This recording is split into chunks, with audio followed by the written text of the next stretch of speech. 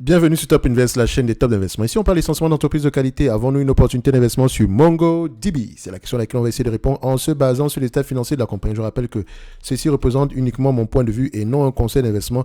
Et comme d'habitude, je me réserve le droit de me tromper. Si une demande ici d'un abonné Top Premium, donc je rappelle que dans le service Top Premium, vous pouvez demander des analyses sectorielles, enfin pas sectorielles, des analyses quantitatives comme celles qu'on va faire présentement ici aujourd'hui. Et en supplément de ça, jusqu'au 22 du mois de juin, pour les 78 personnes restantes ici, vous pouvez avoir un discount de 80% au total sur les formations thématiques à venir. Tantôt, d'accord, donc pour ce prix-ci, plus le top premium, d'accord, au lieu de payer individuellement, ok, pour ceux que ça intéresse, bien sûr. Pour le reste, ici, on reste bons amis, ok. Donc, toutes les formations ici sont faites en ces vidéos, essentiellement, et pour avoir des supports ici en PDF, ok, avec des masterclass également sur chacune de ces formations-là, afin de pouvoir voir comment est-ce qu'on applique ça en temps réel, ok, avec des exemples réels, donc les exemples actualisés. Donc, maintenant, en termes d'évaluation sur MongoDB, c'est la première fois qu'on regarde cette compagnie ici. Donc, on regarde MDB, donc MongoDB ici. Donc, la première chose que je vais vraiment aller regarder, c'est à peu près la compagnie, qu'est-ce qu'elle fait ici, quel segment, qu'est-ce qu'on a, logiciel, je ne sais pas quoi, ou autre chose. Donc, MongoDB est une plateforme moderne de base de données à usage général. Sa plateforme permet aux développeurs de créer et de moderniser des applications dans une gamme de cas d'utilisation dans le cloud, sur site, ou dans un environnement hybride. Je vous assure que moi, présentement, du point de derrière mon fauteuil, derrière mon ordinateur, je ne comprends pas de quoi on parle ici présentement. Tout ce que j'ai compris, c'est logiciel. OK? Logiciel ici, une fois que je comprends le logiciel, je veux savoir est-ce qu'on a des abonnements? OK? Donc, est-ce qu'on a des abonnements ici? Est-ce que les prix sont de plus en plus élevés, etc. Maintenant, si je veux analyser cette compagnie ici en profondeur, il va falloir que je trouve quelqu'un qui utilise cette plateforme-là afin qu'il me dise, OK, voilà pourquoi j'utilise ici, voilà une alternative ici. Est-ce qu'il y a une alternative open source qui existe? Qu'est-ce que MongoDB fait que les autres ne peuvent pas faire en date d'aujourd'hui? D'accord? Donc, je sais déjà qu'à ce niveau-là, il va falloir que je trouve quelqu'un qui travaille dans le domaine, ok? Et ne vous inquiétez pas, les développeurs ici, je pense que ça, vous pouvez en rencontrer dans votre entourage ici, donc, généralement. Sauf si vous comprenez exactement ce que la compagnie fait, d'accord? Vous avez également ici une analyse ici, donc un décryptage ici de zone bourse. Donc ils ont fait un décryptage sur MongoDB. Donc ici, captation de la valeur, à peu près, je ne sais pas si je peux avoir accès à ce document-là. Donc on a à peu près ça ici, rapidement ici. Donc on vous dit ici que le succès du spécialiste des bases de données ne se dément pas. Le nombre de téléchargements de sa plateforme reste en croissance exponentielle de 50 millions en 2019 à 250 millions ici en 2022. Cette performance se retrouve en haut du compte des résultats avec un chiffre d'affaires multiplié par 5 en 5 ans de 267 millions à presque 1,3 milliard. Donc, je vous encourage à aller lire le reste de cet article-ci. Donc, il y a de grandes chances que ce soit à peu près un site un site assez intéressant. OK? Donc, maintenant, au niveau de l'évaluation, qu'est-ce que ça va donner? Déjà, on va regarder le revenu en question. D'accord? 1, 2, 3, revenus. On a ici une croissance des revenus sur les dernières années. Très, très bien. En termes de croissance ici, quand on regarde à peu près le volume sur les 10 dernières années, nous avons quoi? Nous avons à peu près, bon, on n'a pas les 10 dernières années, 2018 ici, de toutes les façons ici, CAGR, total croissance ici, on regarde ça ici, 12 months, on va regarder à peu près les 5 dernières années ici, on a à peu près 40% de croissance, 49% de croissance en moyenne. Sur les 3 dernières années, on a 43% de croissance, sur les 2 dernières années, on a à peu près 45% de croissance, donc on a au moins 40% en montant. Très bien.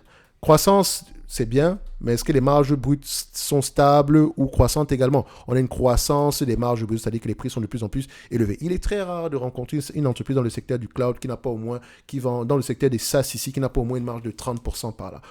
Entre 25 et 30% par là. OK, sinon plus que ça.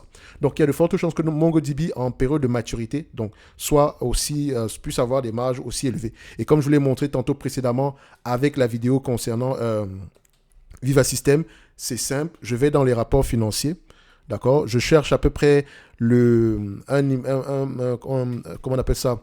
Un investor presentation, afin d'avoir à peu près, de savoir si le management nous a donné l'information concernant l'objectif des marges. Ça reste un objectif tant que ce n'est pas atteint ici, ça reste une estimation, mais c'est toujours mieux que ça vienne du management plutôt que quelqu'un sur YouTube que vous ne connaissez pas du tout, ok? Ou bien qui n'est même pas investi dans cette compagnie-là, comme moi présentement, ok? Donc, mais si cette compagnie m'intéressait du point de vue, le point de vue ici business model, voici c'est exactement ce que j'aurais cherché comme information. Donc, je vais chercher quoi ici? Je cherche le investor relation ici. Où est-ce qu'on a cette information? Keynote, ça c'est 2017. Je cherche quelque chose de récent ici. Marketing Presentation, ça c'est Sustainability. Ok, on va essayer le World Presentation ici. Donc, on va voir ce que ça nous présente ici. Je contrôle F, margin. Ok, je cherche ici margin, le terme margin ici. On n'a pas cette information concernant les margins. Donc, on parle ici de beaucoup de choses, mais pas très peu des marges. Ok, donc je vais essayer de voir ici si on arrive à avoir au moins, disons, finance.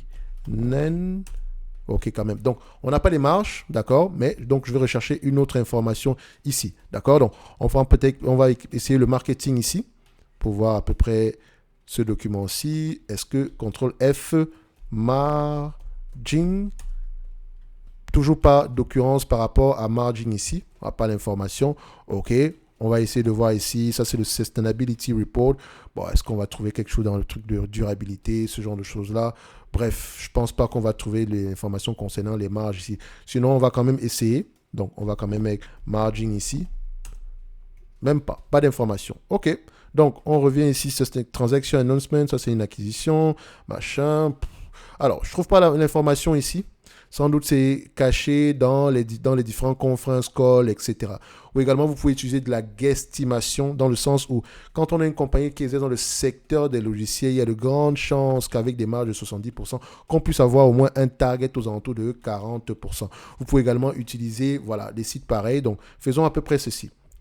Allons en N+5. OK, au niveau disons, des free cash flow. OK, free cash flow consensus N+5 ici. Donc, ici, on est à 2028 par là, si je ne me trompe pas. On s'attend à 586 millions. D'accord? Et si on les net income présentement, peut-être que les free cash flow sont moins élevés que les net income, mais est-ce qu'on a un target des net income ici? Normalize net income consensus margin N+5. On a quelque chose comme 800 millions ici. Donc, on s'attend à avoir des net income plus élevés que ça. Maintenant, N+5, on va regarder maintenant le revenu en N+5 également pour voir à peu près forward estimate, si les analystes, quel est l'objectif de revenu du management ici sur cette période-là. Donc, N+5 également ici, on a quoi? On a à peu près 3 milliards 590. Si on prend à peu près 812 millions, soyons gentils ici, divisé par 3 milliards 590, ça donne ici à peu près aux alentours de 22%. D'accord? 22% par là. Donc 22% de marge. Donc on pourrait même se dire aux alentours de 25%. Admettons même qu'on soit à 22%. Et si on regarde au niveau de zone bourse ici, est-ce qu'on a un objectif de marge nette ici? Ici, les marges nettes seront encore décroissantes, seront encore négatives ici. Les marges de free cash flow seront un tout petit peu positives. Donc, pour le moment, l'entreprise ne s'autofinance pas encore et on ne s'attend pas à des marges assez élevées dans le futur. On n'est pas encore arrivé à ce niveau-là. Elle a également du cash net ici, donc ça va encore pour elle. Est-ce qu'elle émet encore de nouvelles actions ici? Donc, si elle ne gagne pas d'argent, techniquement, il y a énormément de stock-based compensation, donc le nombre d'actions aura tendance à augmenter. Donc, vous voyez déjà que c'est quelque chose qu'on va déjà regarder de très loin. OK? Maintenant, si je veux l'évaluer, je dois prendre à peu près un concurrent direct qui, lui, est déjà rentable. OK, donc est-ce que dans le décryptage ici de zone bourse, on a l'information par rapport aux marges? OK, on va essayer de regarder ça ici. Est-ce qu'on a l'information? Non, je rentre encore un tout petit peu, je prends cette information-ci. Décryptage, 1,3 milliard, rythme, stock option, OK, IPO, blablabla. Non, pas ça. Parce que je n'aime pas évaluer les entreprises ici par rapport à la valeur d'entreprise sur le chiffre d'affaires ici. Il faut avoir une information sur une longue durée de temps. Et je sais que les entreprises dans le secteur des SaaS ici ont tendance à avoir des ratios valeur d'entreprise sur revenu très élevés en date d'aujourd'hui. Donc je cherche à peu près une entreprise rentable dans le même type d'activité ici. Alors, est-ce que je devrais prendre Oracle? Il faut plutôt prendre une entreprise qui a à peu près les mêmes marges brutes ici. OK? Ça vous donne à peu près une idée. OK. Prenons un exemple. Fermons ceci. On va prendre le gross margin ici. Là, on a que de faire de la guesstimation, hein, parce que j'ai cherché l'information dans les rapports financiers, enfin, au-dessus de la documentation de la compagnie, ici, je ne trouve pas, mais je suis sûr et certain que ça existe. Donc, il va falloir écouter les conférences calls, etc. Donc, vous voyez ceci, on a à peu près, ça c'est 79% ici, donc c'est un peu trop loin de l'objectif que nous, on a présentement ici. On a étudié une entreprise tantôt ici qui s'appelait Viva System. D'accord, qui avait à peu près les mêmes marges ici. Et Viva System a des objectifs de marge ici, très belle entreprise d'ailleurs. Voilà, vous voyez que Viva System, on est à peu près dans la même zone. OK. Et Viva System s'attendait à peu près à du 35% en marge de free cash flow par là. Si on guessime un tout petit peu les free cash flow de cette compagnie ici, admettons qu'on pousse un tout petit peu plus loin, C'est une compagnie qui reste en croissance présentement. Ici, les analystes s'attendent un tout petit peu à 2,382 milliards en 2026. 2,382 milliards en 2026. Multiplié ici par combien? 0,35. C'est une guesstimation. Hein? On ne l'aura pas en 2026. OK? Donc, je réagis comme si l'entreprise était déjà assez rentable à cette période-là. À 25 fois les bénéfices. D'accord? Donc, on trouve à peu près 20 milliards 842. On n'a pas de dette nette ici, donc on va laisser ça de côté. Divisé par le nombre d'actions en date d'aujourd'hui, et le nombre d'actions aura tendance à augmenter. Donc divisé ici par 70,6, ça donne ici à peu près 295 $ l'action. Donc en prenant en considération un tout petit peu de guesstimation, on se rend compte que voilà, cette compagnie ici en date d'aujourd'hui est largement surévaluée. Ok, idéalement, si les marges de 35% se réalisent, d'accord, c'est une bonne chose. Si les revenus sont plus élevés ici, c'est également une bonne chose, mais idéalement, on devrait plutôt être intéressé par cette compagnie-ci aux alentours de, voilà, prenons ceci. Admettons que cette compagnie-ci, en date d'aujourd'hui, a déjà des marges de 35%.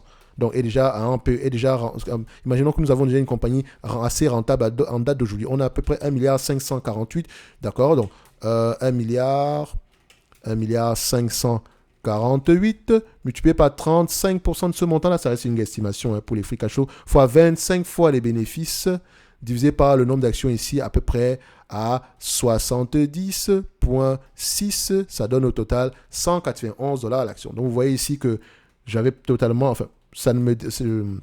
Je ne suis pas très loin de la vérité ici en voulant acheter cette compagnie-ci aux alentours de 150 $ l'action. OK? Parce que pour le moment, on a les marges ici. Les marges, je prends, on ne les a pas encore en date d'aujourd'hui. Donc, il y a beaucoup de choses qui peuvent se produire. Il peut également y avoir un ralentissement ici. La technologie même peut être obsolète. Je ne sais pas. Il peut y avoir un concurrent derrière dans tous les cas de figure. Donc, pour moi, MongoDB, intéressant à suivre du point de vue croissance ici, mais en termes d'investissement ici, on peut faire rester sur les lignes de côté. Ok, même sur Fastgraft ici, il y a presque rien à se mettre sous la dent et elle ne s'autofinance pas encore réellement. Ok, donc il faut faire très attention en date d'aujourd'hui sur une compagnie comme MongoDB. Si vous aimez ce genre d'entité-ci, allez-y vous concentrer sur des entités comme Oracle, les amis. On avait du Oracle à un prix assez intéressant il y a quelques mois. Qu'est-ce qu'on a fait ici? Donc, on a Oracle, on a ici des compagnies comme, des compagnies comme Viva System qui peuvent également être intéressantes. Regardez Oracle aujourd'hui. Regardez Oracle. Je pense qu'on a fait une vidéo sur Oracle il y a quelques temps. Regardez Oracle aujourd'hui. Donc ici, c'était un couteau qui tombe. J'aime bien attaquer les gens qui parlent de couteau qui tombe. J'adore ça.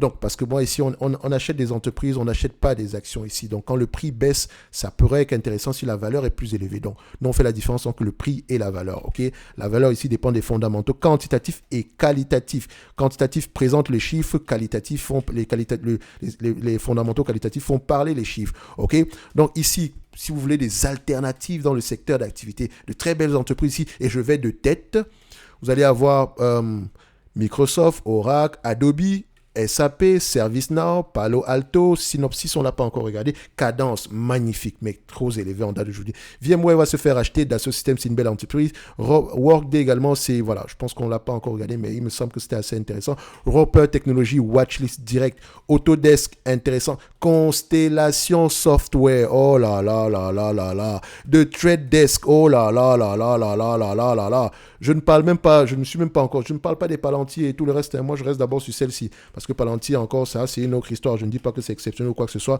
Mais voilà, on va déjà la garder de ce côté-là. Vous avez Ansys également, magnifique. Ça, c'est pour celle que je connais. Faire Isaac, magnifique. Paycom, magnifique. Tyler Communication, oh là là là là là là. Checkpoint, intéressant également ici. Donc, vous voyez, il y a énormément d'autres entreprises. OpenText également, c'est assez intéressant. Aspen Technology, je pense qu'elle devait se faire acheter Aspen Technology, si je ne me trompe pas. Donc, également intéressant à voir dans la watchlist Aspen. Est-ce que c'est bien le AZPN? Je vais regarder ça ici rapidement. Oui, c'est AZPN. Je pense que AZPN devrait se faire acheter ici. Bon, en tout cas, Emerson devait racheter AZPN si je ne me trompe pas. Bref, vous avez également Nemcheck. Oh là là là là là là là là. Oh là là là là là là là là. Il y a tellement de belles entreprises également ici qui pourraient représenter de meilleures opportunités que l'entité en date d'aujourd'hui. Topicus également pourrait être assez intéressant à aller regarder en profondeur. Guidewire également peut être assez intéressant. Smartsheet, je ne sais pas, mais elle a un tout petit peu souffert sur les derniers mois ici. Bref, voilà, j'ai un peu cité les entreprises ici de tête qui pourraient être un Blackboard également intéressant à aller regarder ici en profondeur. D'accord? Donc, j'ai cité les entreprises ici qui pourraient être intéressantes ici à aller regarder en profondeur. D'accord? Je dis bien en profondeur. Il me semble également que Vertex, si je ne me trompe pas, est-ce que c'est le Vertex Pharmaceutical? Dans tous les cas de figure, ça peut être assez intéressant d'aller regarder du Vertex ici. OK? Donc, est-ce que c'est le Vertex Pharmaceutical ici? Donc, Vertex, non, c'est pas le même. Attention, je parle du Vertex Pharmaceutical et non du Vertex Inc. OK? Donc, attention. Donc, ça n'a rien à voir là-dedans. OK? So, moi, je pense que MongoDB préfère rester sur les lignes de côté. On pourrait commencer à regarder cette compagnie-là à partir des $150 l'action, $200 l'action. Par là, je dis bien regarder et vérifier l'autofinancement, vérifier les marges, les objectifs et voir si le management a à peu près généralement des targets ici qu'ils ont l'habitude d'atteindre ou bien de dépasser littéralement. OK? Donc, ceci n'est que mon avis et non un conseil d'investissement. Je peux également me tromper et ne prenez jamais une décision d'investissement uniquement en vous basant sur les chiffres. Les chiffres, c'est bien, ça permet de poser les bonnes questions ici, mais en lisant les rapports financiers, on donne vie à ces chiffres-là. Et c'est ça qui est important. OK? Donc, n'oubliez pas, dans la description de la vidéo ici, vous avez le lien vers le service Top Premium et on a encore ce nombre de places ici pour les formations thématiques ainsi que le discount. Et on se dit à bientôt sur la prochaine vidéo, bien sûr. Merci.